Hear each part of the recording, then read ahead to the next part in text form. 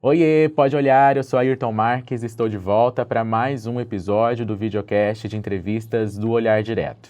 E hoje o nosso papo reto e direto é com Janaína Riva, candidata ao Senado pelo MDB.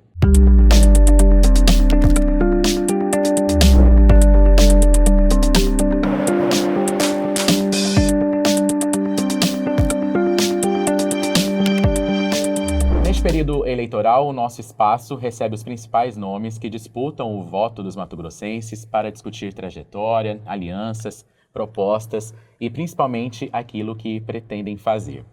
A candidata de hoje está no terceiro mandato como deputada estadual, foi a parlamentar mais votada de Mato Grosso nas eleições de 2018 e 2022, tornou-se a primeira mulher a presidir a Assembleia Legislativa e desde agosto do ano passado também comanda o MDB no estado.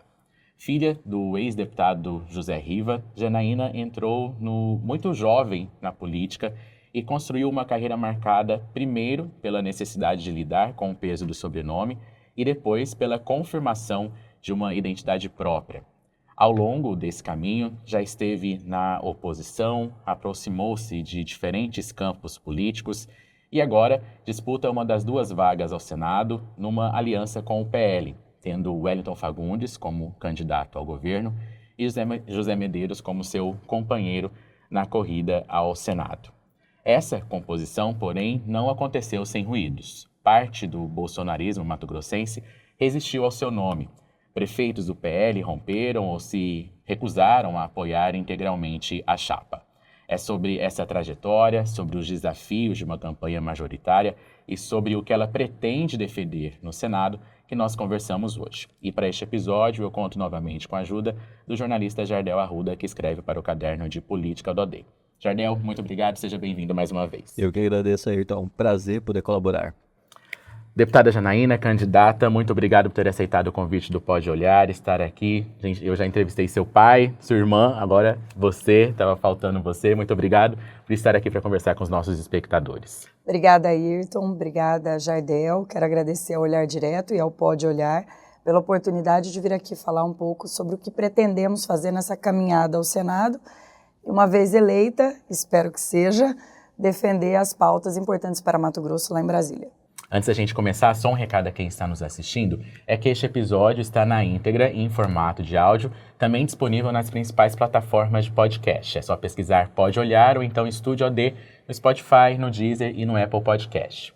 E bora ser um seguidor fiel no nosso videocast aqui no YouTube, então assine o nosso canal e ative o sininho para ser notificado a cada vez que um novo episódio for disponibilizado. E aí, com o episódio no ar, você pode compartilhar com familiares, amigos e, claro, deixar a sua opinião nos comentários. A sua participação é sempre muito importante para a gente.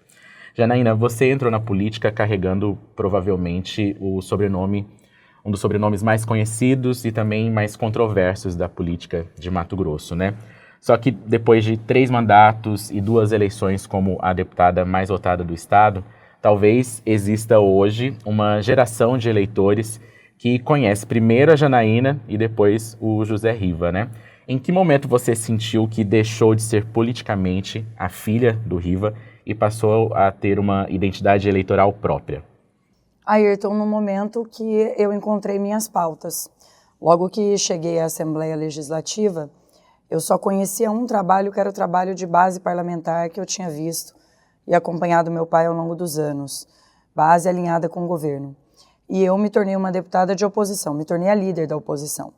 Então, logo no início, ali com cerca de 1 ano de mandato como deputada estadual, eu passei a ter alinhamento com alguns segmentos. E foram poucos os segmentos que não foram afetados pela gestão à época que eu era deputada estadual. Então, isso me aproximou muito com a base. Ali, na minha opinião, eu já comecei essa emancipação política, que foi ter a minha própria identidade, as minhas próprias pautas, os meus aliados. Na minha primeira eleição eu já senti isso, na minha reeleição depois, eu já senti isso lá na ponta, que eu tinha os meus eleitores conquistados por mim durante os meus 4 anos de mandato. Seu primeiro mandato coincidiu com um período muito duro para sua família, né? Seu pai foi alvo de operações naquela época, chegou a ser preso e posteriormente admitiu crimes praticados nos anos em que ele esteve no poder, esteve ali dentro da Assembleia Legislativa. E, ao mesmo tempo, você precisava exercer um mandato e responder politicamente por um sobrenome. Acabou respingando um pouco nesse primeiro mandato, né? Foi esse o período mais difícil da sua trajetória política? E houve algum momento em que você pensou em deixar a política, não seguir essa carreira, justamente por conta desse peso e dessas acusações, dessa questão que acabava respingando no seu mandato e na sua imagem? Foi desafiador, mas eu nunca tive esse desejo de deixar a política. Obviamente que quando você não consegue fazer o que você quer, o que você imagina que é possível fazer no mandato, não só comigo, mas com todos que ingressam pela primeira vez na política, você repensa sobre persistir ou não persistir. Mas eu encontrei muitos caminhos na Assembleia e saí vitoriosa, né? Logo na primeira pesquisa eu já pontuei em primeiro lugar. E eu tinha para mim muito bem definido que se eu não aparecesse entre os primeiros colocados, eu sabia que ia ser uma eleição difícil, eu não tinha uma boa condição financeira à época e nem apoio político, porque a maioria dos prefeitos estavam alinhados com o governo, vereadores alinhados com o governo. As minhas emendas, historicamente, sempre foram barradas, e desde aquela época isso acontecia. Eu sofri esse boicote, mas a primeira pesquisa já me encorajou. A hora que eu apareci em primeiro lugar, eu toquei uma campanha pé no chão mesmo, lá na ponta, não tinha estrutura nem para viajar direito, e comecei em primeiro e terminei em primeiro, então já era uma consolidação do trabalho. Isso foi me animando, né? Me animou na minha primeira reeleição, na minha segunda reeleição veio uma votação ainda maior. Então, hoje eu vejo que eu encontrei, assim, eu me encontrei dentro da vida pública e, na minha opinião, eu tenho uma certa vocação para isso, sabe? Eu gosto do que eu faço. Eu vejo que tem gente que sai de casa às vezes desanimado. Ai, meu Deus, mais um dia. Eu adoro, sabe? Eu já vou com a minha agenda cheia. O pessoal brinca que meu gabinete é um dos gabinetes mais lotados da Assembleia porque eu gosto de atender todo mundo. E eu ouço bastante. Isso também me dá muita munição para dentro de plenário e me dá conteúdo para os debates dentro de plenário. Isso facilitou muito o meu trabalho. Então, eu, depois desse início, que, como você disse, foi turbulento, eu nunca pensei em deixar a vida pública. E por que não tentar uma nova candidatura à Assembleia e buscar o Senado dessa vez? O que te motivou? Provavelmente para a Assembleia seria um caminho mais tranquilo, buscar mais um mandato aí, já que 2 eleições vindo como a mais votada, muito provavelmente seria mais votada novamente, mas por que mudar de rota? Eu sinto que dentro da Assembleia eu fiz tudo aquilo que era possível e transitei por todas as pautas possíveis.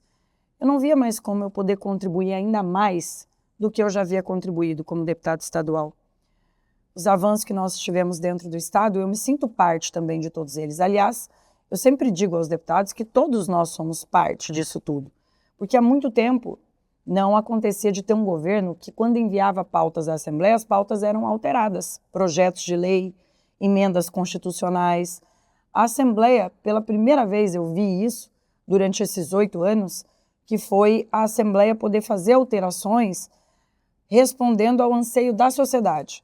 Quer dizer, vinha falar com a gente o comércio, a reforma tributária que nós votamos, que na minha opinião foi o marco do novo estado de Mato Grosso que vivemos hoje. Essa reforma tributária ela foi amplamente discutida, foi a maior sessão da história da Assembleia, maior que todas aquelas privatizações que aconteceram no passado, foi a sessão da reforma tributária. Isso trouxe muita força para todos os deputados estaduais.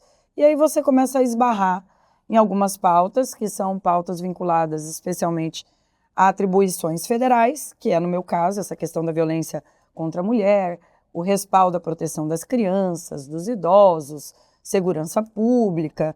Eu falei, olha, eu acredito que aqui na Assembleia foi missão cumprida. 3 mandatos, todos eles depois subindo a minha votação. Eu acredito também que se tivesse permanecido, teria uma eleição relativamente tranquila, mas que eu precisava de um novo desafio pessoal e um novo desafio profissional. E essa acomodação, ela não funciona bem para mim, sabe? De permanecer em um único lugar. Eu queria mudar de ar também, mudar de ambiente e poder fazer mais pelo meu estado. E eu acredito que eu farei isso como senadora. Candidata, o fato de a gente ter começado essa entrevista falando do sobrenome, fala um pouquinho sobre o tamanho dele em Mato Grosso, né? E até hoje, os adversários, assim como aliados usam esse sobrenome para falar bem da história da família do legado, os adversários também usam para questionar sua candidatura. Tem uma parcela do eleitorado também que associa o sobrenome a um período de corrupção em Mato Grosso. A resposta fácil é falar, não, o filho não responde pelo CPF do pai juridicamente, isso é evidente. Um filho não pode corresponder a crimes cometidos por outras pessoas da família, pelo pai, enfim. Mas, politicamente, você é herdeira de um legado, de toda uma história construída antes de você e continuada hoje por você. Que parte desse legado você assume para si com orgulho? Que parte desse legado você rejeita? Como você lida com isso? Para mim, esse assunto exauriu, Jardel. Eu passei 12 anos respondendo a mesma coisa. Como eu disse agora há pouco, hoje eu sou politicamente emancipada. Hoje eu tenho total controle da minha carreira política. Hoje eu tenho os meus apoiadores que são apoiadores diversos. Daqueles que nunca estiveram caminhando junto com meu pai e alguns que caminharam e até hoje têm vínculo de amizade com a nossa família. Eu separo muito bem as coisas. Uma coisa é você ter um vínculo pessoal. Amo meu pai, amo meu marido, amo minha família. Outra coisa é minha vida profissional. E eu levo isso muito a sério, porque como única mulher deputada na Assembleia por 12 anos, eu aprendi que sou eu por mim. Infelizmente, a gente aprende a sobreviver em um universo muito masculino, onde na maioria das vezes, quando se quer agredir uma mulher, ou se usa uma vinculação com alguém de sexo masculino, ou usa a própria família, ou atributos que têm caráter pessoal para agredir uma mulher. Então, eu sobrevivi a esse meio. Às vezes as pessoas me perguntam, você tem coragem para fazer tal coisa? Ou você tem coragem? Bom, eu tenho coragem de ser mulher em um ambiente com 23 homens, em um ambiente político onde a mulher não pode crescer na sua carreira, onde você é impedida de ir para a mesa diretora porque você é independente demais. Ué. Onde você é impedida de ser presidente do seu partido, como sofri uma perseguição dentro do meu partido para que eu não assumisse, por ser mulher independente demais. Então, eu aprendi a sobreviver a isso tudo. Isso, para mim, já não é mais um problema. Agora, você me pergunta, o que eu absorvo disso tudo? Quem quer me apoiar? Eu não faço distinção de quem era do grupo, de quem não era do grupo, até porque para uma candidatura senatória é muito diferente de uma candidatura a deputado estadual. Mas esses vínculos familiares, eles são muito suscitados em vários aspectos, né? João Campos passa por isso, Aécio Neves passou por isso, ACM Neto também, que inclusive ele tem o nome do avô, né? É ACM Neto. Então é comum essa correlação das famílias na política ser suscitada. É normal. É normal. Mas eu vejo que comigo, né, as coisas geralmente quando é para me agredir, isso serve. Mas quando é para receber o meu apoio, isso é indiferente. Isso só funciona para mim quando é para eu ser apoiada. Quando é para eu ser apoiada, eu tenho 1 milhão de defeitos. Mas quando é para eu apoiar, eu sou maravilhosa. Eu sou a melhor deputada do estado de Mato Grosso. Então, na minha opinião, existe um pouco de demagogia, hipocrisia dentro disso tudo. Nenhum dos grupos até hoje que chegaram ao poder e os partidos que estiveram até aí, quase todos, nós já estivemos coligados. Os mesmos que hoje me agridem são aqueles que já receberam meu apoio, de alguma forma. Candidata, quando você foi eleita pela primeira vez em 2014, comemorou também publicamente a reeleição da presidenta Dilma Rousseff. Elogiou políticas voltadas aos mais pobres e disse que a permanência de uma mulher na presidência era importante para o país. Anos depois, apareceu um vídeo também que a senhora dizia que Jair Bolsonaro não a representava e defendia um presidente com um perfil à la Fernando Henrique Cardoso, mais culto e preparado, né? Hoje, você está numa coligação com o PL, apoia Flávio Bolsonaro para presidente. Quem que mais mudou nesses 12 anos? Janaína Riva ou o país? Veja, isso não mudou agora. Há 4 anos atrás, eu estive nesse mesmo palanque que eu estou hoje. No mesmo. À época, inclusive, perdi alguns seguidores, porque eu sou uma política e me considero de centro. Portanto, eu tenho apoiadores dos dois lados ideológicos, tanto que caminham com a esquerda, que caminham com a direita. Isso nunca foi um problema para mim. Mas em uma eleição você precisa tomar uma decisão. E você faz uma coligação. E na última eleição, já em 2022, eu tomei a decisão de apoiar a reeleição do Bolsonaro. E aí você pode me perguntar, mas por quê, Janaína? O que mudou? O que mudou foram os investimentos que eu vi lá na ponta. Os prefeitos, os municípios, à época, nós conseguimos, mesmo em meio ao caos de uma pandemia, que ninguém nunca tinha visto, pelo menos não nós, na nossa faixa etária, algo parecido, nós conseguimos sobreviver bem em volume de investimentos lá na ponta. E o Estado também ia muito bem. Então, à época, essa dobradinha Bolsonaro e Mauro Mendes, ela funcionou muito bem para o Estado. Então foi um apoio de gratidão ao trabalho que havia sido feito nos 4 anos de mandato do Bolsonaro. E agora nada mais natural do que a gente caminhar com o mesmo time que nós já apoiamos nas últimas eleições. Então, fazemos parte de uma coligação. Eu imagino que nós tenhamos que ser leal à coligação que nós fazemos parte. E é isso que eu estou fazendo, cumprindo com aquilo que nós começamos há 4 anos atrás. E aí eu digo mais uma vez a vocês, eu servi para apoiar, e aí eu não sirvo para ser apoiada. Então eu não coloco os meus interesses pessoais acima do interesse coletivo e do próprio interesse do Estado, que na minha opinião é o melhor projeto para o Estado de Mato Grosso, é esse que nossa coligação está apresentando. Dentro do PL houve essa resistência, né, que a senhora mesmo falou, dessa conveniência também de, em determinados momentos, não ver problema nessa composição e agora ver. Mas por que, por parte do MDB, houve essa insistência, essa busca pela composição com o PL? Era uma questão de ter um palanque viável aqui mesmo em Mato Grosso? Era pelo fato também de ter aí seu sogro como candidato ao governo nesse partido? O porquê que o partido MDB insistiu nessa composição, mesmo com grande parte, uma parcela mais barulhenta do PL, se opondo a isso? Então, eu falei várias vezes sobre esse tema. O MDB conversou com todos os pré-candidatos a governadores. Nós conversamos, né, especialmente com o Pivetta, com o Wellington e com o Jaime, que era pré-candidato até então. O partido tinha um alinhamento de conversar com todos e discutir com os deputados qual seria o melhor palanque para o MDB. Acontece que o fato de, desde o início, aparecer liderando as pesquisas, sempre ali, nós estamos falando de uma eleição que são de 2 vagas, portanto, os 2 primeiros colocados, eles lideram a pesquisa. Isso fez com que muitos fechassem as portas, porque tinham receio de um partido não conseguir fazer, uma coligação não conseguir fazer os 2 senadores. E o PL, junto ao MDB nacional, abriram as portas para uma composição. Foi o primeiro partido que abriu as portas para que nós tivéssemos um palanque ao Senado. Então, o partido não teve essa discussão. Vamos aqui porque aqui é sogro e nada disso. Nós buscamos onde seria o melhor caminho para o partido.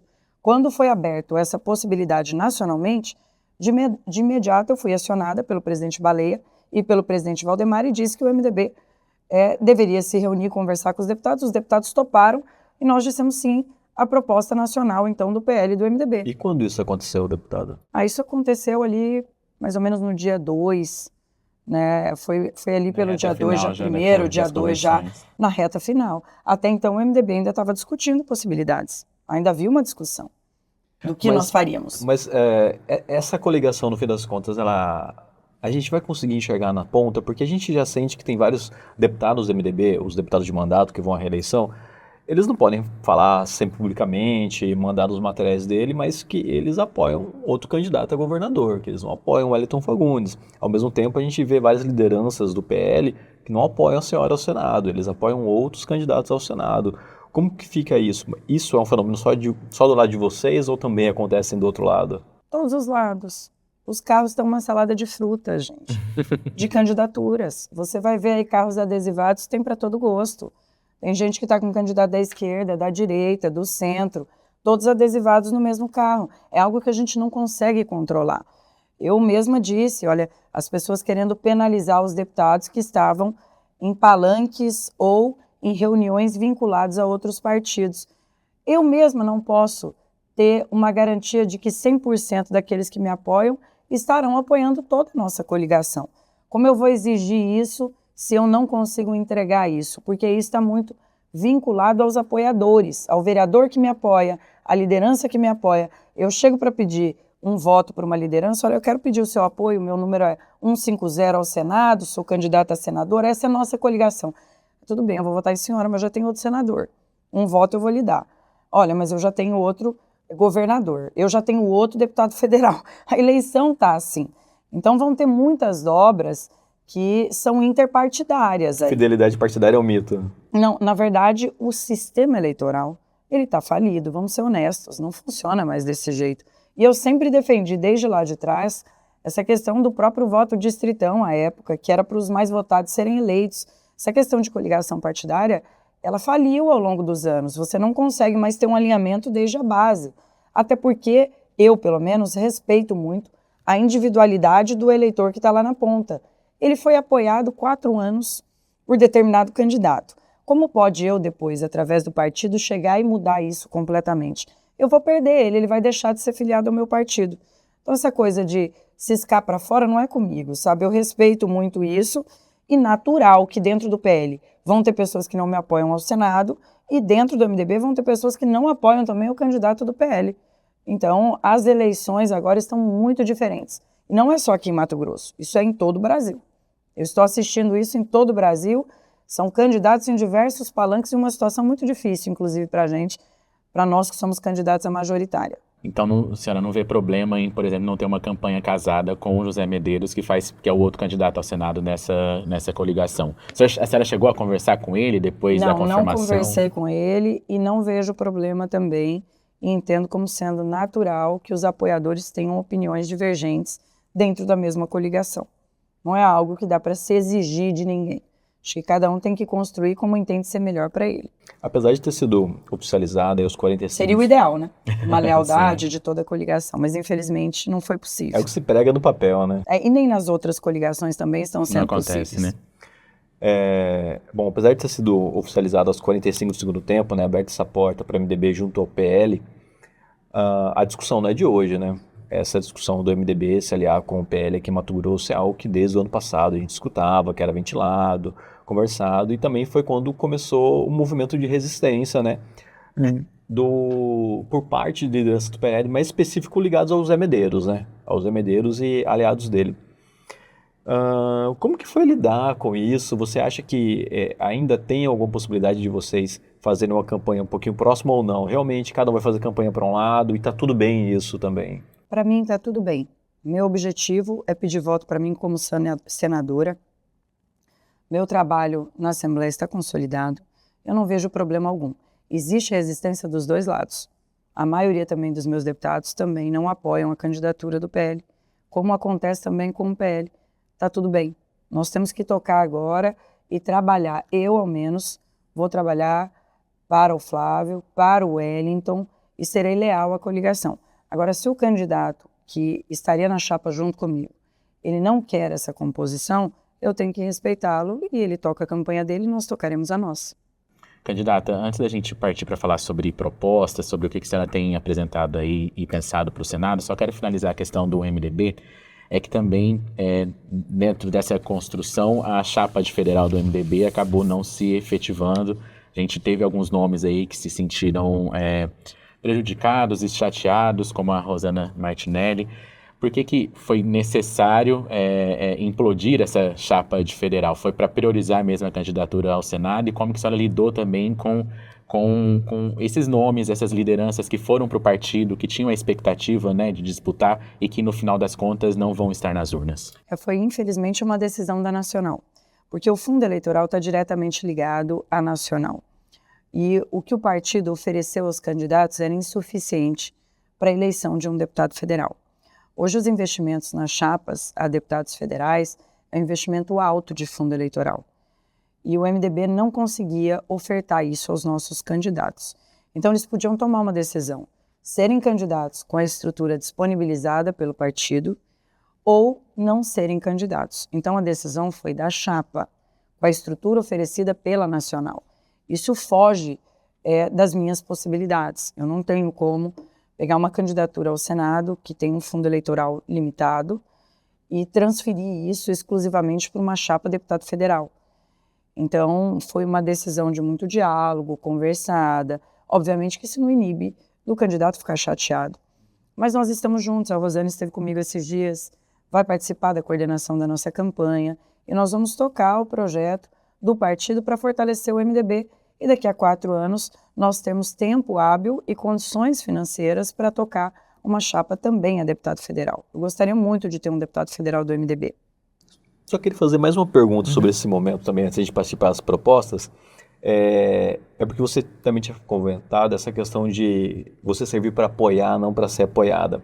E uma conversa muito forte que teve, até você comentou um pouco sobre isso, foi para tentarem que você fosse vice do Otaviano Pivetta. Isso acabou não se consolidando. Mas o que teve de verdade nisso? Como é que foi essa tentativa? Foi uma tentativa de tirar você da candidatura ao Senado? Não, isso não aconteceu. Nunca houve convite para isso. Não tinha candidatura lá nem vaga para disputar o Senado. Não tinha. Já tinha ali um alinhamento de que seria o ex-governador Mauro Mendes e que teria um segundo candidato, mas que não poderia ser eu a candidata. E tudo bem, então não havia espaço para uma construção, né? Então nunca houve também isso. É muita especulação de bastidor. Nunca surgiu um convite para que eu fosse candidata a vice na chapa. E meu projeto sempre foi a candidatura ao Senado. Mas o próprio Pivetta confirmou que ele teria conversado isso, né? Que estaria pensando sobre esse convite. Não, ele confirmou que nós conversamos, mas nunca houve um convite. Mesma coisa de nós conversarmos aqui, mas não tem nada oficial nem alinhado a respeito. Isso Vamos nunca marcar aconteceu. de marcar. Vamos Já marcar pensou de ser marcar, de vice, hein? marcar, de marcar. Mas você sente que foi uma espécie de pressão também para você desistir da candidatura ao Senado? Obviamente que quando todos fecham as portas para eu não ter uma chapa para disputar o Senado, é um trabalho para que eu não conseguisse ter um palanque, né? E talvez ser candidata isolada, sem nenhum vínculo partidário e sem nenhuma coligação, um palanque solo. Mas eu não sei se houve um combinado para isso, uma conspiração. Não acredito que tenha acontecido isso. Mas não havia, por algum tempo eu fiquei sem ter uma coligação para que eu pudesse ser candidata e cogitei sim uma candidatura solo. Falando da chapa estadual do MDB, a candidatura da sua irmã, Jéssica Riva, talvez tenham pegado alguns nomes do partido, alguns deputados também um pouco de surpresas e levantado até uma questão de ciúme ou de talvez um eventual privilégio de um combinado feito com você anteriormente, que agora com a candidatura dela possa prejudicar ou enfraquecer essas suas bases, né? Como tem sido a conversa também com esses candidatos da deputada estadual para que isso não cause um atrito, uma troca de acusações ou rusgas dentro do partido? Esse assunto foi pacificado dentro do partido. Hoje a gente já não tem mais esse problema. Até porque todos os candidatos têm apoiadores meus que os apoiam dentro do MDB, sem nenhuma exceção. Inclusive, a maioria dos meus apoiadores hoje também são candidatos a deputados estaduais, alguns que faziam parte da minha base de apoio. Eu entendo que o MDB está com uma eleição muito democrática, todo mundo brigando ali de igual para igual, e aqueles que foram mais bem-sucedidos vão ganhar as eleições. Então não é mais um problema isso hoje dentro do partido. Na minha opinião, isso já foi acomodado, absorvido e está pacificado. Para todo mundo é sempre importante ter uma candidatura feminina forte. Isso é muito valoroso para o partido. Candidata, a defesa das mulheres é uma das principais bandeiras da sua carreira.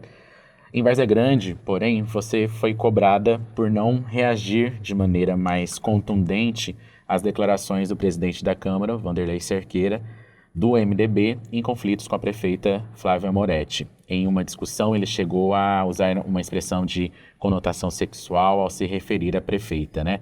Por que a sua reação foi tão discreta? E minha outra pergunta é se a defesa das mulheres fica mais difícil quando a pessoa que precisa ser confrontada pertence ao seu partido. Não, para mim não. Eu não pessoalizo a discussão. Se eu pessoalizasse, eu estava ofendendo outros candidatos que já tiveram problema também e vinculação direta com denúncias, com boletins de ocorrência. Eu nunca fiz isso. Portanto, eu não posso ser cobrada por isso. Eu não uso politicamente para agredir adversários a pauta. E em Várzea Grande tem uma peculiaridade. Essa questão do leite-a é um vocabulário popular. Eu liguei ao Wanderlei e disse a ele que era uma declaração infeliz e que não cabia para uma mulher. Esses dias eu encontrei, inclusive, em Várzea Grande, ele falou para mim, fulano está me leiteando. Então é uma expressão de uso comum do linguajar varzeagrandense e cuiabano, mas que para uma mulher não pode ser usado. Quantas vezes no passado a gente não usava tá mamando na teta do fulano? Isso para uma mulher não cabe mais. Então existe também uma questão cultural por trás. O que eu não gosto é do uso político da pauta. O Ayrton falou tal coisa, apedrejo o Ayrton que ele falou. Eu tenho que entender que existe uma mudança cultural. Eu mesma já usei expressões que depois eu tive que me redimir, porque isso foi implantado na nossa mentalidade aqui, expressões de cunho racistas, agressivas, a mulheres, ofensivas, que aos poucos a gente vem mudando isso. Então não é o meu objetivo ficar crucificando toda hora um homem ou uma mulher que usar determinada expressão. É preciso entender que nós estamos pedagogicamente corrigindo isso. E o que eu vejo é que geralmente eu sou cobrada pelo lado adversário daquele que falou, e isso acontece também do outro lado e tentam me usar politicamente. Isso não é só em Várzea Grande, isso é em todas as cidades do estado. O que eu tenho feito é não entrado nem no lado de A, nem no lado de B. A mesma regra que eu estou usando para Flávia, eu tenho que usar também para o Vanderlei. Então, corrigir como presidente de partido, eu faço isso. Agora, eu não fico usando da pauta para tentar fazer com que aquela pessoa fique uma marca, esse agressor de mulheres, sem pessoalizar. Mas a senhora acredita que dentro dessa trajetória, curta trajetória da Flávia, ela foi vítima em algum momento de violência política de gênero, como ela alega? Com certeza deve ter sido. Com certeza. Coloca uma coisa na sua cabeça, é impossível uma mulher passar pela política sem ela ser vítima de violência política de gênero. É impossível. Impossível. Nenhuma de nós que passou até hoje. Como a maioria de nós já foi vítima de algum abuso sexual, de algum assédio sexual e de algum tipo de violência. Todas nós. Algumas dizem que não foram porque não sabem o que é. Quando aprenderem a identificar, vão ver que foram também. Muitos casos desse, né? Muitos. Anos Isso é em todo depois, lugar. né? Todo lugar. Isso acontece em cada um dos pequenos municípios de Mato Grosso. E até com aliados nossos, por isso que eu digo a vocês, que em determinado momento, quando são agredidos também, a gente orienta, a gente acolhe, a gente faz tudo isso, mas nem sempre a gente usa disso politicamente. Porque aí eu vejo que a gente passa a criar para a pauta, que é uma pauta tão importante, a gente tira ela desse nicho de preocupação e coloca ela numa arena política que não é exatamente o melhor lugar para ela estar. Agora, acolher, orientar, todo mundo que nos procura. Pode ser de partido A, B, C, D, E, F, G, H, pode ser contra deputado, pode ser contra familiar de deputado, que a gente atua. A gente só não expõe. Bom, deputada, a candidata, a senhora construiu boa parte da sua carreira política em torno da defesa das mulheres. É a sua principal bandeira, não a única, mas a principal bandeira. Tem uma série de projetos e leis aprovadas nessa área.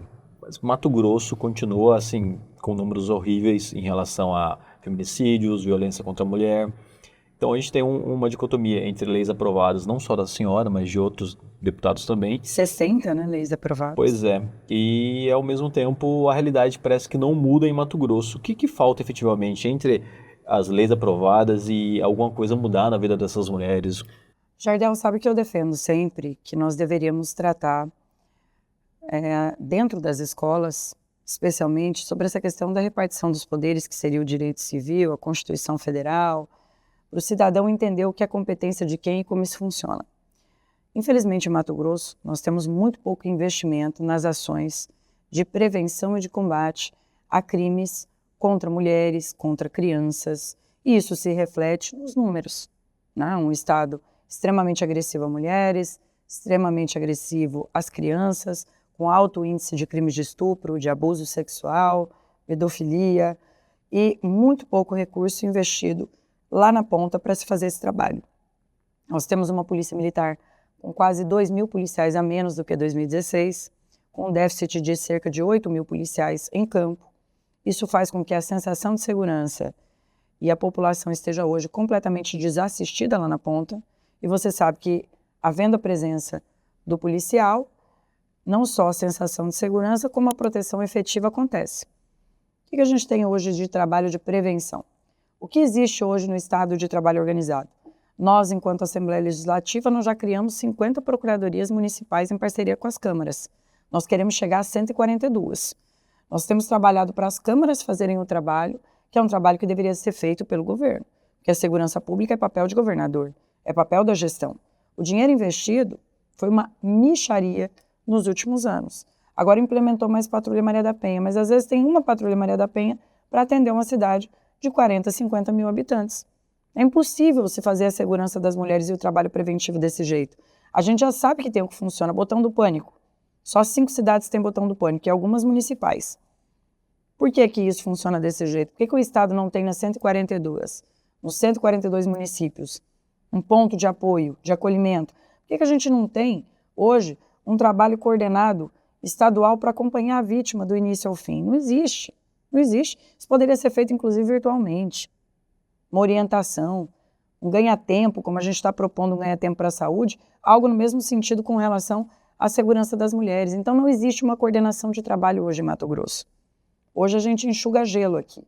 Pode perguntar para qualquer defensor público, qualquer promotor do Ministério Público. Infelizmente, não existe. E isso é papel de gestão, é papel do governo. Não adianta, a gente já tentou colocar orçamento, pode perguntar ao deputado Avalone, de tudo quanto é tipo, orçamento da mulher, orçamento para a segurança pública e o combate, fizemos de saúde mental também, que é importantíssimo, importantíssimo, nada foi implementado, nada. Então, na minha opinião, falta desejo e vontade política para isso se concretizar da gestão estadual. A senhora acredita que a parte da Assembleia do Parlamento tem sido feita nesses anos? Completamente. Hoje, se você fala para mim, Janaína, eu tenho uma boa ideia de uma lei, eu duvido que essa lei já não tenha na Assembleia Legislativa aprovada, já não seja a lei Mato Grosso. Ela não foi implementada. Isso que aconteceu. E é aí que o cidadão tem que entender. Segurança pública é papel do gestor. É papel do gestor. O deputado não é executor. Essa história da emenda parlamentar, para mim, pelo menos que fiz voto nos 142 municípios, fiz 82.124 votos, ela me traz mais problema do que resultado. Porque todo mundo acha que eu mando pouca emenda, mas só se eu fosse assim, uma multiplicadora, como Jesus multiplicou os pães, impossível. Vai 200 mil para um, 150 para outro, e majoritariamente na saúde, que é ainda um dos maiores problemas do estado. Tem município que não tem raio-x até hoje, gente, não tem ultrassom para fazer diagnóstico, as mãezinhas sofrem, padecem. Tem município que está sem ambulância. Ah, mas o estado distribuiu tantas ambulâncias, os deputados, mas e a quantidade de estrada que nós temos em Mato Grosso? A ambulância não aguenta quase nada. É só um exemplo que eu estou dando para vocês. Então, o papel é do governo. O governo que tem que entrar na pauta do combate à violência e pôr dinheiro. Se tem quase 3 bi para o Parque Novo Mato Grosso, não é possível que não tenha, em contrapartida, uma política efetiva de segurança e prevenção para as mulheres e crianças do meu estado. Quanto seria esse valor? A senhora consegue pensar num valor que seria possível para iniciar essa... Primeiro, o Estado poderia implementar as 142 Procuradorias da Mulher em parceria com a Assembleia nos municípios. O Estado poderia fazer esse movimento. Nós teríamos núcleo efetivo em cada um dos municípios. A demanda do Estado é altíssima. Os boletins de ocorrência vêm se multiplicando e sobem cerca de 200% por ano. O que nos leva a crer? Não existe política de saúde mental. A Assembleia chegou a colocar 80 milhões no orçamento para esse tema. Não foi efetivado e não aconteceu. Saúde mental, um trabalho dentro de bairros e comunidades, isso pode ser feito em parceria com as igrejas e a segurança pública lá na ponta, que são os militares. Patrulhas, Maria da Penha e Henri Borel, não implementaram até hoje a nossa patrulha Henri Borel, que é para proteger as crianças. Eu quero levar isso para o Senado Federal. Como senadora, eu quero implementar a patrulha Henri Borel nacionalmente, com orçamento específico, e ela pode ser desenvolvida junto com a Patrulha Maria da Penha, ela pode acontecer junto com as patrulhas Maria da Penha. Isso não é um problema, porque geralmente a casa onde se agride uma criança, agride uma mulher também. Então, quanto, Janaína, seria para isso, para começar um trabalho no Estado? Eu vou dizer a você que eu tenho convicção que seria muito menos do que o que foi investido no Parque Novo Mato Grosso. Muito menos. Agora, quanto o Estado colocou 500 mil no ano passado de orçamento e remanejou recurso. Quer dizer que não usou nem os 500 mil para a prevenção do combate à violência. Já está sabendo que o governo do estado, então, não tratou como prioridade a proteção das mulheres e todas essas pautas, por exemplo, tendo remanejado o recurso dos 500 mil destinado para ações de defesa da mulher. Eu sei que é papel dos deputados aprovarem lei, legislar, mas também é fiscalizar, inclusive, a aplicação do orçamento. Não faltou também impulso do Parlamento Estadual na cobrança da execução desse orçamento, talvez até sendo mais enérgicos ou diminuindo a margem de manejo que sempre é aprovada na LOA, que chega a casa de 30% para o governo do Estado? Sim, na minha opinião, sim. Trava a pauta para ver se o Estado não implementa. Para de fazer as votações importantes, mas aí está cada um preocupado com o seu, em atender o seu município, aí vem o governo e pressiona, se você não votar, eu não vou entregar a ambulância que você destinou para tal município, e a coisa continua fluindo desse jeito. A velha política ainda vive, ela ainda vive, e querem atribuir isso a mim. Se tem alguém que não pratica a velha política, sou eu, pode vir com pressão, do jeito que quiser, pode não pagar minhas emendas parlamentares, ainda perguntam se eu tenho coragem. Eu fui uma das poucas corajosas que enfrentou tudo isso, inclusive um governo bem avaliado. O governo não é mal avaliado, é bem avaliado. Mas eu enfrentei, porque eu não aceito vender minhas convicções. Não aceito isso. O cara chegar em mim e falar, eu vou pagar a sua emenda, mas para isso você tem que votar favorável em tal pauta. Eu voto, se eu quiser votar, se eu não quiser votar, não vou votar. Uma hora vai ter que pagar minhas emendas, já tem decisão judicial, inclusive, sobre o tema. Agora, os deputados não poderiam aceitar esse tipo de pressão. Eu fico envergonhada de ver que tem colegas que se sujeitam a isso. Eu sei que lá na ponta, o cidadão clama por saúde, por investimento, precisa da emenda parlamentar, mas, infelizmente, a impressão que tenho é que, às vezes, a emenda mais deixa o deputado refém do que dá a ele autonomia de trabalhar. É triste isso. Eu quero depois voltar à questão da violência contra a mulher, mas aproveitar esse gancho da questão das emendas, né?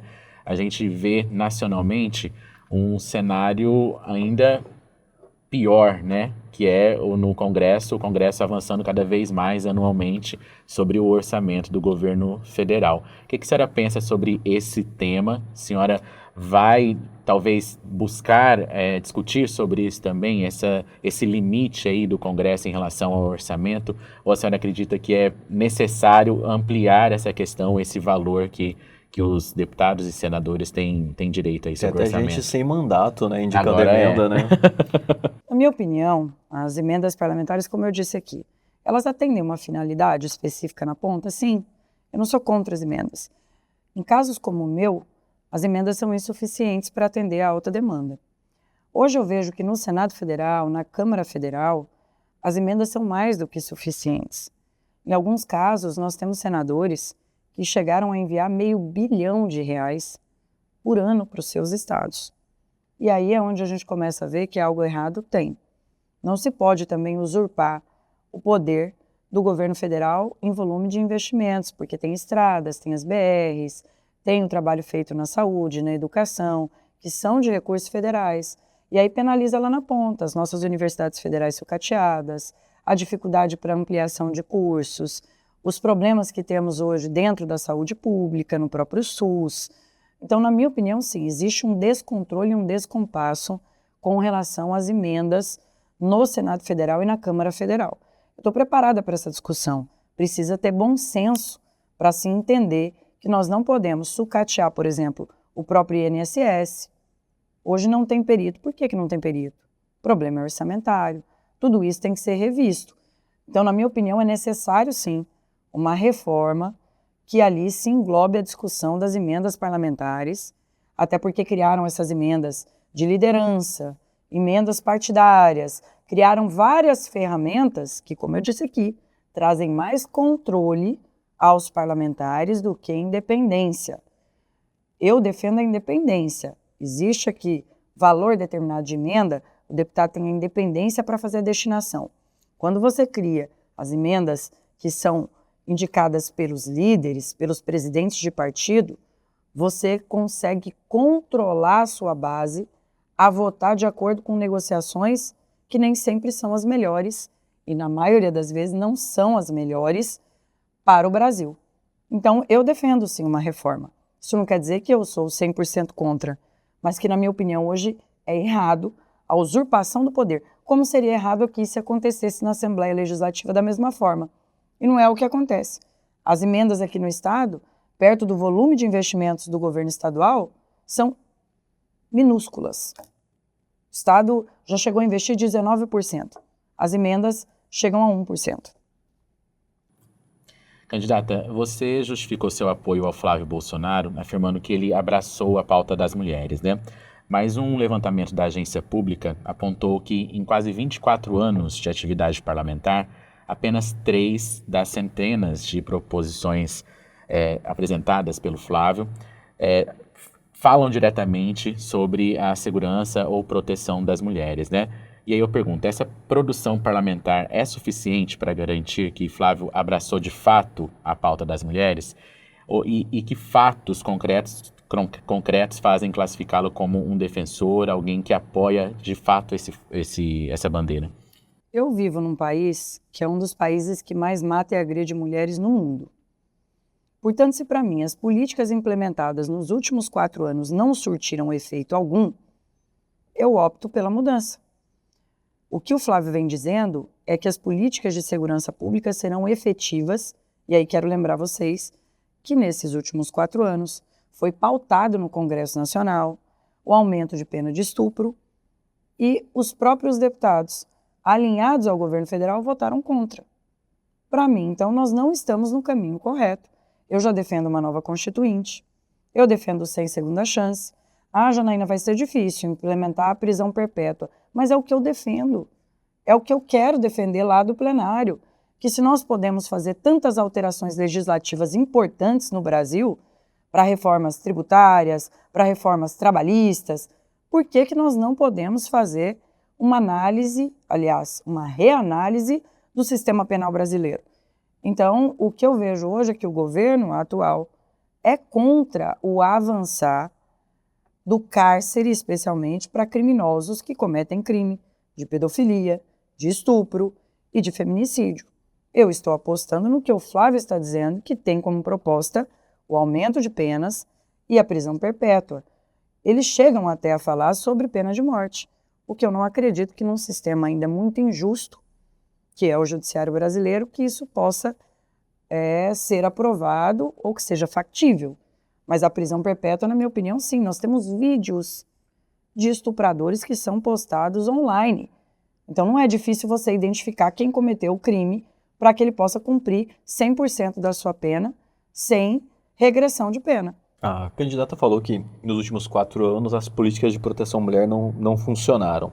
O Flávio ele se coloca exatamente como continuação do que foi a gestão do pai dele, com um pouco de mais moderação, mas ele se coloca como uma continuação direta do pai dele, da gestão do pai dele.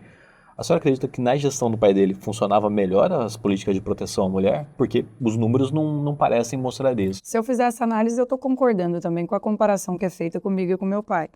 Para mim, uma coisa não tem nada a ver com a outra. Não, mas ele se coloca como continuação. Perfeito. Essa é uma diferença. O que eu lhe digo é o seguinte, eu não consigo balizar o que ele vai fazer como presidente em cima do que o pai fez. Pode ter continuidade em pauta A, B, C ou D. Agora, eu como senadora, Jardel, eu quero defender essas pautas. Para mim é importante isso. Para mim é importante, eu convivo diariamente com isso. Na Assembleia, quase todos os dias chega caso de abuso sexual infantil, de pedofilia, de mulher que tomou um monte de murro na cara, de mulher que foi esfaqueada. Eu não consigo mais viver em um Brasil que caminhe do jeito que está caminhando. Eu defendo isso. Se porventura o Flávio não for eleito presidente, eu também defenderei as mesmas pautas e vou tentar de tudo, mesmo com vozes divergentes, para que elas possam caminhar. Eu tenho habilidade para fazer isso, eu fiz isso na Assembleia. Nós podemos ter um meio termo. Eu não quero mais ficar discutindo um Brasil extremamente polarizado, mas a gente precisa discutir pautas. E essa é uma pauta que tira o meu sono. E eu acredito que tire o sono da maioria dos mato-grossenses, porque aqui a chance de uma mulher ser vítima de feminicídio aqui é 50% maior do que a média brasileira. A chance de uma criança ser abusada sexualmente aqui é 90% maior do que a média brasileira. Então, nós não podemos perder o foco nisso. Às vezes querem levar a gente para uma discussão exclusivamente ideológica. E a minha discussão é de proteção efetiva às mulheres e às crianças. Eu sonho em entregar algo diferente para o meu país. E vou fazer de tudo para isso. O vice do Flávio, Alfredo Gaspar, ele foi acusado publicamente de estupro. Como que a senhora viu esse caso e a senhora pode chegar a repensar esse apoio à chapa do Flávio, caso haja alguma comprovação em relação a essa acusação de estupro? Eu acredito que, se comprovado, o próprio Flávio vai retirá-lo da sua chapa. Eu não acredito que nenhum presidente da República, candidato a presidente da República, vá caminhar com um vice que tenha qualquer tipo de confirmação de um crime tão absurdo como esse. Então, para mim, isso está até fora de cogitação. Só a suspeita já não levanta um questionamento, candidata? Isso não consigo lhe falar sobre o tema, porque, como eu lhe disse aqui, para mim, o Brasil, infelizmente, ainda é um país muito injusto. Eu não posso dizer a você que ele é culpado ou que ele não é culpado. Não quero fazer nenhum julgamento precipitado, como não pretendo fazer com nenhum candidato. Poderia ser o vice do candidato Lula, que não é o candidato que eu estou apoiando, que eu não faria esse julgamento precipitado. Candidata, a senhora tem defendido penas mais duras para feminicidas, estupradores e pedófilos, né? Só que uma pena maior atua depois que a mulher já foi assassinada ou a criança foi abusada. O debate político não está investindo demais na punição, porque ela rende uma mensagem eleitoral mais simples e mais rápida, e deixando para segundo plano a prevenção, que é mais complexa e menos visível? Sim, sim. Você está correto. O que nós deveríamos fazer é a prevenção. É exatamente isso. Hoje a gente discute a pena porque já existe uma indignação completa da sociedade. Nós, políticos, ainda não fizemos uma reforma da Constituição, mas o povo já fez. Quero lembrar vocês que na semana passada nós tivemos um feminicida que foi vítima de homicídio, logo após ter cometido o crime. Isso é indignação da sociedade que não tolera mais a morosidade dos políticos em fazerem uma apreciação mais ampla sobre o tema. Então, hoje já existe pena de morte no Brasil? Sim, mas ela está acontecendo lá na ponta, está acontecendo às vezes pelas facções criminosas, está acontecendo às vezes pelos próprios cidadãos brasileiros, que não são pessoas más, mas são pessoas que não aguentam mais conviver com a violência ao lado de suas casas, porque é muito cômodo o político que está no apartamento, que está no condomínio, que tem segurança, né? Ele sentar na cadeira e não se preocupar com o que está acontecendo ali na porta da casa do eleitor. Mas eu tenho essa visão de que já está acontecendo no Brasil uma reforma penal pelas mãos do próprio cidadão. Então, a gente precisa tomar uma atitude, sim, com relação à punição, mas sem perder de vista a prevenção. Agora, quem faz a prevenção? A prevenção tem que ser feita pelo Estado. É o Estado que faz, dentro das escolas. Algo que eu quero defender, dentro da educação, inclusive, é que a educação não fique engessada como está. Eu vejo os próprios professores dizendo a todo tempo que precisa ser feita uma reforma da educação brasileira. E ali nós temos uma oportunidade de trabalhar com as crianças e com os jovens. Eu, inclusive, defendi aqui a escola cívico-militar, porque, na minha opinião, a escola militar, exclusivamente feita pelos militares, ela exclui aquilo que é mais importante, que são os nossos professores. Quando você vai para uma escola cívico-militar, é possível você casar o profissional da educação, o professor, com uma gestão disciplinada pelos militares. Então, os dois se casam perfeitamente e funciona bem. Agora, nós temos as nossas escolas que os nossos professores têm medo de entrar. Eu converso com professores, tem medo do aluno estar armado, tem medo do aluno ser agressivo dentro de sala de aula. Tem gente que defende câmera em sala de aula para fiscalizar o professor. Eu defendo câmera em sala de aula pela proteção e pela segurança do professor e dos alunos, que são coisas completamente diferentes. Você não coloca em xeque aquele profissional que está ali dentro, mas a segurança hoje está colocada em xeque. A gente fazer esse trabalho dentro das escolas e as procuradorias fazem, tá? Fazem, mesmo com um orçamento precário, porque aí está vinculado à Câmara e à Assembleia, nós temos feito isso. Ido em todas as escolas estaduais, trabalhado o tema da violência. E é como eu disse a vocês, geralmente a criança que é agredida, a mãe é agredida. Até o animal doméstico é agredido dentro dessa casa. Então você consegue fazer um rastreio da onde nós temos vulnerabilidade. Outra coisa, por que a gente não usa a inovação? Por que o Estado ainda não implementou uma inovação para a gente saber onde o Jardel passou? Ele passou em uma delegacia essa semana? Ele passou em um pronto atendimento? Ele foi atendido numa unidade de saúde pública? Qual é a escola que ele está matriculado? Por que a gente não consegue fazer isso até para proteger as crianças que são vítimas de violência? Que é o que a lei em Riborel, inclusive, determina, que é uma lei federal, mas ainda não foi implementada nos estados. Então, essa rastreabilidade da violência, ela é a prevenção. É antes de acontecer o crime, onde nós deveríamos zelar e nos preocupar. A lei, por exemplo, que obriga a ter psicólogos dentro das escolas, foi uma lei que fizemos na Assembleia. A gestão implementou parcialmente, muito aquém do que é necessário. Nós precisamos de psicólogos em todas as escolas, porque quando você vê uma criança com mau comportamento, pode investigar, que geralmente tem violência dentro de casa. Não estou falando que são todos os casos, óbvio, né, gente? Tem criança que é atentada mesmo por natureza, mas geralmente tem violência dentro de casa, até para fazer o diagnóstico das nossas crianças. Mas, De qualquer candidata, tipo de neurodivergência, isso também é importante. só para tentar entender um pouco, para condensar um pouco esse pensamento, você acredita então que o caminho da prevenção é através da educação e isso seria através das escolas cívico-militares? Educação, saúde mental, diretamente ligado com a saúde pública. Eu falo que a saúde mental é um canal aqui dentro da saúde pública, mas para mim são os 3 eixos principais. Sem me esquecer, nós temos a segurança pública, que são os policiais também, dentro dos bairros, fazendo monitoramento e acompanhamento das vítimas. Eu gostaria muito de ver um trabalho do antes que aconteça, que é o que já acontece, por exemplo, em estados como a Paraíba, que existe esse acompanhamento de todas as vítimas. Em Mato Grosso não temos isso. Nós temos mulheres que acionaram o botão do pânico e foram assassinadas em seguida em Mato Grosso, porque a polícia não deu conta de chegar. O policial não quis chegar? Não. É porque a autodemanda que nós temos e poucos policiais para atender as demandas que temos. Então não são só as escolas cívicas é um exemplo que eu cito aqui de funcionamento, por exemplo, disciplinar. Tem mais investimento, inclusive, nas escolas cívico-militares do que nas escolas comuns. Agora, a disciplina dentro das escolas, com a ajuda dos militares e bombeiros, aposentados, isso, na minha opinião, agrega muito à educação e ajuda, inclusive, os professores. Hoje nós temos, essa semana, me perdoe, nós tivemos uma matéria de uma escola particular que houve uma ameaça dentro da escola e está com um aparelho de detecção metal na porta da escola, uma escola particular. Não uma escola de baixa renda e de vulnerabilidade. Só para mostrar a você como a segurança é importante dentro das escolas e isso deve ser trabalhado. Candidata, sobre a proposta, né, de prisão perpétua para feminicidas, estupradores e pedófilos, qual que é o caminho constitucional que a senhora pretende defender, né, para transformar essa bandeira em algo possível? Não existe um risco de prometer ao eleitor uma resposta que juridicamente está muito distante de acontecer? Eu sempre falo ao eleitor que nós vamos lutar por isso. Não só eu, isso é um movimento de mulheres nacional. Nós temos várias senadoras, deputadas federais que estão com a mesma pauta. Isso não foi combinado, não. É a indignação mesmo de muitas mulheres que estão por todo o Brasil que não aceitam mais conviver com tanta criminalidade. Que um estuprador, ele vai preso hoje no Brasil e ele sai 10, 15 dias depois com uma tornozeleira no pé.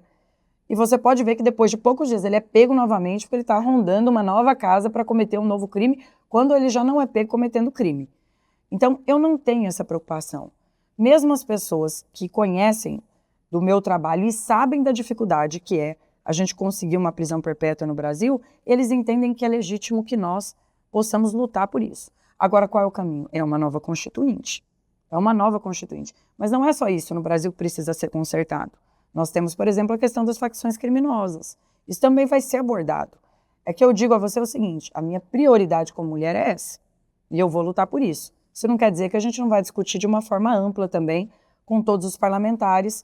E eu tenho certeza que tem muitos senadores que têm também interesses diversos numa nova Constituinte, mas que ela é necessária hoje para o Brasil. A nossa Constituição é de 88. A senhora defende prisão perpétua para outros tipos de crime também, como questão de corrupção, de desvios dos poderes, de crimes cometidos por organizações criminosas, ou apenas para esses casos específicos que a senhora tem defendido? Eu entendo que crimes, especialmente com emprego de violência, eles têm que ser tratados de formas distintas. Eles têm que ser tratados de forma distinta.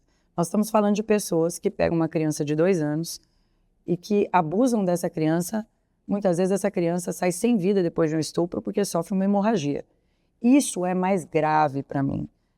Para mim, dos problemas brasileiros, dos graves que temos, inclusive organizações criminosas, crimes de corrupção e outros tantos, para mim, o crime mais grave que temos hoje no Brasil é a violência que assola crianças e mulheres. Para mim, isso é mais grave. Por isso que eu trato como forma distinta.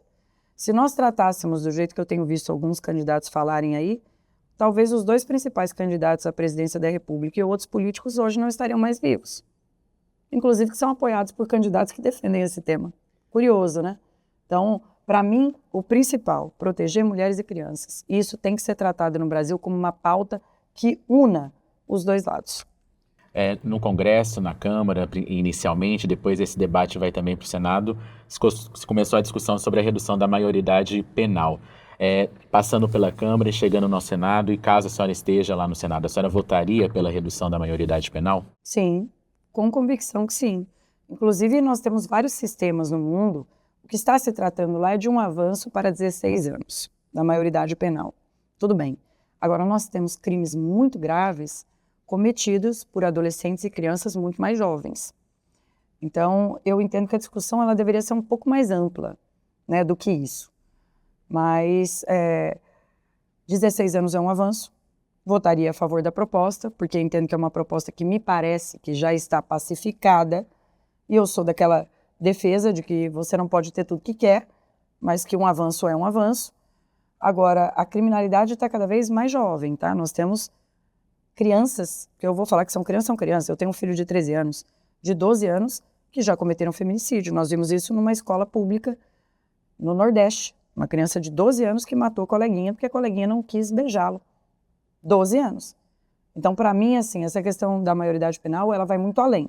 Ela tem que discutir a gravidade do crime, mesmo cometido, em uma idade que seja ainda inferior a 16 anos. Candidata, é fato que as pessoas que cometem crime precisam ser punidas. Eu acho que ninguém vai discutir nunca isso. Mas eu não consigo lembrar aqui, não sei se vocês conseguem lembrar, alguma lei que ficou mais branda a punição desde a Constituição de 88. Cada vez mais as leis vêm enrijecendo as punições e mesmo assim os crimes vêm aumentando. Então, não parece um contrassenso a gente só focar nessa questão da punição? O problema é a reincidência, né, Jardel? Muito alta. Para crimes sexuais, para crimes de feminicídio é muito alta. Geralmente, quando já cometeu um feminicídio, você vai buscar no histórico, a gente encontra outros tipos de agressões e violências já cometidas pelo mesmo cidadão. Por isso que eu foco muito nesse crime. Eu concordo com você. Não funciona para tudo. Não funciona para tudo. Mas a nossa preocupação é essa. É um abusador de criança cometer 40 crimes durante a sua vida de estupro. Quer dizer, não vai parar nunca, sabe? Então, para mim, é um crime diferente dos outros. Muito diferente. Nós tivemos mesmo a questão da pena do feminicídio que aumentou para 40 anos. Né? Uma lei, inclusive, de uma senadora mato-grossense. Resolveu? Não resolveu. Né? Continuaram as mulheres sendo mortas. Eu espero que a pena maior ela possa inibir o agressor de mulher a cometer um novo crime, porque eles vão presos e falam. Se eu for solto, eu vou matar ela. Você viu ontem? Foi preso e falou dentro da viatura. Aquele que amarrou aquela mulher, foi essa semana também, ele amarrou a mulher, colocou um abafador para ela não gritar e tudo. Quando ele foi preso, ele falou, se eu for solto, eu vou matá-la. Então, para ver como esses crimes devem ser tratados, sim, de forma diferente. Agora, o trabalho preventivo e na educação é o caminho do Brasil. Quando eu digo dessa questão disciplinar dentro das escolas e tudo, é porque isso não pode ser atribuído ao professor exclusivamente. O professor não dá conta. E o pai e a mãe, muito cansado do trabalho, sai de casa muito cedo, chega em casa muito tarde, não consegue mais fazer isso. Então, isso é um problema social. Isso é um problema social que o Estado vai ter que dar conta. Ah, Janaína, não é responsabilidade do Estado. Passa a ser quando a gente não tem creche para todos, quando a gente não tem escola integral para todos. Isso também é defesa minha, porque eu sei que a criança está mais segura dentro da creche e dentro da escola, muito mais segura. Então, às vezes, esse recurso que deveria ser usado para punição excessiva, para mais pena dentro da cadeia, ele poderia também ser usado para mais escolas, para mais creches, com o objetivo da gente resguardar mais as nossas crianças. Agora, infelizmente, esse pedófilo, esse abusador, esse monstro, ele vai voltar a cometer crime se ele for solto. Candidata, a sua relação com a população LGBT é histórica, né? A senhora já foi madrinha da Parada da Diversidade e na Assembleia apresentou propostas em pelo menos 3 frentes, né? Tentou implementar o Conselho Estadual LGBT, a Sala da Diversidade, propostas sobre também de combate ao preconceito e ao bullying. Isso a coloca historicamente numa posição bastante diferente de parte do bolsonarismo, né? A Janaína, que apresentou essas propostas e foi madrinha da Parada da Diversidade, continua existindo em 2026? Claro, eu nunca vou deixar de zelar pela população LGBT. Eu tenho preocupação, eu sou mãe, eu tenho 3 filhos. Talvez essa seja a minha diferença dentro de um parlamento. Eu vejo a violência excessiva que acomete não só as mulheres, mas acomete as pessoas trans, acomete os homossexuais, as lésbicas. É uma preocupação que eu tenho. Eu quero um Estado seguro para todos, eu quero uma proteção integral para todo cidadão. E eu vejo como uma população que está, como as mulheres estão, em maior vulnerabilidade também. Você não pode ser morto por ser homossexual. Você não pode sair à rua e ser espancado no meio da rua, como já aconteceu aqui em Cuiabá, e acabar sendo vítima de homicídio por uma orientação sexual. Isso não muda. Eu não acredito que nenhuma pessoa de bem defenda algo diferente do que isso.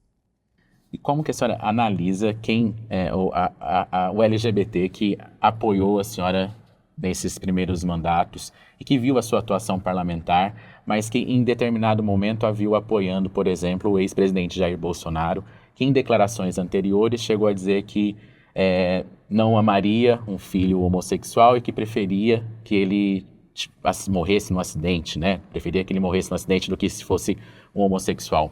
A senhora acredita que quem analisa essa postura e essas declarações públicas da senhora de apoio, não vê uma incoerência ou não se sentiu decepcionado em algum ponto por conta disso? A população LGBT não tem um lado só. Eu tenho muitos amigos que são LGBTs e também são apoiadores do Bolsonaro. Eu não vejo como isso seja uma marca, sabe? A homossexual e lésbica tem um lado político, não é assim. Não é uma regra geral, né? O importante é que eu respeito a comunidade, eu faço votos para que nós possamos avançar na proteção também da comunidade LGBT e que nós possamos ter um país menos violento e pretendo trabalhar por isso. Então eu não vejo isso como sendo um problema, não vejo que ninguém deixa de me apoiar por isso. Obviamente que dos dois lados tem insatisfações com determinadas propostas, com determinadas falas, mas é natural, não é nada que eu vejo ligada diretamente a essa questão presidencial. Acima de tudo, eu sou Janaína. Eu sou Janaína, sou a única mulher há 12 anos na Assembleia que luta por todos. Eu luto por gente. Eu cuido de gente. Candidata, a gente está tendo uma discussão também nacional da extrema-direita e da direita de tentar conquistar uma maioria, especialmente no Senado, para tentar reenquadrar ministros do STF. Então, tem candidatos aí defendendo impeachment de ministros, tem candidatos defendendo mudanças na forma de indicação, como que se entra, o período que se fica lá também, a idade também de quem pode ser indicado. O que a senhora pensa sobre isso, em relação ao STF e qual que é o papel do Senado? A senhora também defende um enquadramento do STF pelo Senado? É que o órgão de controle do STF é o Senado. A maioria da população não sabe disso. Não existe um CNJ para ministro do STF, existe o Senado. O que não pode é o Senado a todo momento ir perdendo as suas prerrogativas. É normal investigar um ministro se ele é acusado de ter cometido algum ilícito, como os deputados e senadores são investigados. Eu não vejo isso como uma grande coisa. Um ato de bravura e de coragem. Isso é algo normal, tanto é que está na Constituição Federal do nosso país. Se existe qualquer vinculação de ilícito cometido, é nossa obrigação, enquanto senadores, fazer uma investigação séria e imparcial sobre o tema. Uhum. Só que isso ficou contaminado também pela essa questão ideológica hoje polarizada no Brasil, né? Como se o STF estivesse de um lado e a direita estivesse de um outro lado, como se fossem uma oposição ao outro. A senhora acha que isso complica esse debate? Existe insatisfação de todos os lados políticos com relação à usurpação do poder do Senado. Existe. Nós vimos o próprio presidente do Senado, que hoje é apoiador da esquerda, por exemplo, que é um apoiador do presidente Lula, criticando a usurpação do poder. E precisa ser feito um freio, sim, de arrumação com relação ao que compete a quem. O Senado não pode abrir mão disso. O que eu tenho visto é que o Senado até agora, todo ano, vem perdendo espaço por decisões do Supremo, ao ponto do Senado aprovar um projeto, o Congresso Nacional aprovar e o STF declarar inconstitucional. Ao mesmo tempo, pesquisadores hoje sobre democracia... Marco temporal é um exemplo. Só para eu citar aqui um dos exemplos. Marco temporal. Ao mesmo tempo, pesquisadores sobre democracia, eles falam muito que o ataque às Supremas Cortes são um sinal claro de quando governos tendem ao autoritarismo, né? Eles normalmente aparelham a Suprema Corte, aumentam as vagas para fazer várias indicações de uma vez só, aparelhar com amigos e modificam toda a estrutura para retirar a independência desse poder. A senhora vê que pode ter um pouco disso também, ou não? No caso do Brasil, não é? Na minha opinião, não. Ao contrário, eu vejo que hoje é o STF que está usurpando do Senado, e não o Senado que está usurpando do STF. É muito claro isso para mim. São várias as leis que foram aprovadas, que foram questionadas a constitucionalidade, inclusive emendas constitucionais, que é papel do Congresso Nacional. Votada pela Câmara e pelo Senado, conjuntamente, inclusive, e acabaram que depois foram declaradas inconstitucionais. Então, essa queda de braço aí, para que ela seja efetiva, vamos dizer assim, entregar algo para a população, ela precisa ser construída com muito diálogo, com muita habilidade. Ela não é uma guerra ideológica. Ela é uma discussão sobre a Constituição Federal do nosso país, que diz o que é a prerrogativa do Senado, mas não está acontecendo na prática. Não acontece hoje na prática. E hoje acredito que já há indícios suficientes para abrir investigação contra alguns ministros do STF, alguns que foram envolvidos em escândalos citados, aí, por exemplo, no caso do Banco Master, ou então em relação a inquéritos também abertos de ofício que não terminam. Se não há nada a temer, por que medo de uma investigação? Qual é o problema? Eu assinei todas as CPIs da Assembleia, até quando eu era base. Qual o problema? Eu vejo que muita gente coloca um monte de coisa, mas vai fazer uma investigação e tudo mais. Se não deve, não tem que se temer em nada. Agora, um deputado tem segunda chance? Não tem. Não tem. Por que o ministro do STF teria? Eu defendo um tratamento igualitário para todos. Ninguém está acima da lei. Nenhum de nós está acima da lei. Não é diferente para o ministro do STF. E a senhora vê indícios hoje para se tirar ou impeachment algum ministro? E qual seria esse ministro? Esse ou esses ministros? Eu não conheço por dentro do caso Master. Eu não tenho informações privilegiadas, na minha opinião. Acho que a maioria da população, os próprios parlamentares, não tem acesso ao inquérito do Banco Master para saber se efetivamente tem algo ou não. Agora, havendo qualquer indício, o ministro tem que ser investigado. Será que alguém pensa diferente? Talvez o ministro. Só. Mas eu vejo que os dois lados, a própria esquerda, eu vejo isso em pesquisas qualitativas, também entende que do jeito que está a relação do STF com o Senado, não pode continuar. Então não é uma pauta de um único lado. Isso é uma pauta do Senado Federal. E os senadores que entrarem lá têm que entender que temos essa atribuição. E a investigação tem que se dar, sim, quando existe qualquer suspeita de ilícito por parte de um ministro do STF. Isso é muito grave. Ótimo, candidato. Infelizmente, a gente já até extrapolou o nosso tempo previsto. Mas, para encerrar, o que a gente pode esperar de um eventual mandato? Qual vai ser a senadora Janaína Riva? A gente pode esperar esse mesmo perfil que a gente viu aqui na Assembleia Legislativa, de independência, de ir indo para a oposição, independentemente de quem estiver no poder, no executivo? Combativa. Eu sou uma deputada combativa, sempre fui uma deputada independente. Tudo aquilo que for bom para o meu estado vai contar com o meu apoio. Eu não sou de demagogia, não sou de hipocrisia. E eu tenho convicção de que, eleita senadora, e eu quero aqui aproveitar para pedir o voto, meu número é 150-150, eu quero defender as pautas importantes para Mato Grosso e para o Brasil. Eu tenho minhas pautas principais, sim, mas na Assembleia fiz a defesa do agronegócio, lutei pelo marco temporal, porque eu entendo que é importantíssima a segurança jurídica para quem produz no nosso estado. Lutei na Assembleia Legislativa contra a moratória da soja. Nós lutamos a todo tempo pela proteção das nossas mulheres, pela melhoria da qualidade da educação. É lá no Senado que nós vamos trazer creches, que nós vamos trazer escolas em período integral para Mato Grosso, fortalecendo o orçamento do nosso estado. Segurança pública, que é um gargalo que temos, e a saúde pública. Nós temos que equipar os hospitais municipais. O paciente não pode viver numa ambulancioterapia, melhorar a qualidade do nosso hospital de câncer, que precisa de mais recursos. Então, eu conheço a realidade do meu estado. Agricultura familiar, olha a seca que nós estamos vivendo. Não tem água, precisa de poço artesiano, precisa de cisternas. Então, eu conheço bem a realidade de Mato Grosso, estou pronta para representar meu estado no Senado e eu quero pedir a confiança do povo mato-grossense em mostrar que fui a deputada mais votada por 2 anos, por 2 eleições consecutivas na Assembleia, porque mostrei trabalho. Como senadora, vou entregar muito ao meu estado. Ótimo. Jardel, muito obrigado e até uma próxima. Eu que agradeço. Obrigado, candidata. Obrigada, Jardel. Obrigado, Ayrton. E obrigada também ao Olhar Direto ao Pode Olhar. Ótimo. Teremos outras oportunidades também e boa sorte nesse projeto. Obrigada, Ayrton. E você acompanha a repercussão deste episódio no nosso portal, que é o olhardireto.com.br. Segue a gente nas redes sociais, é só pesquisar @olhardiretoOficial em qualquer uma delas. E no Instagram você também acompanha os bastidores, como são feitas as nossas gravações, no estúdio.od. Eu vou ficando por aqui e volto no próximo episódio com mais um papo reto e direto. Tchau, tchau.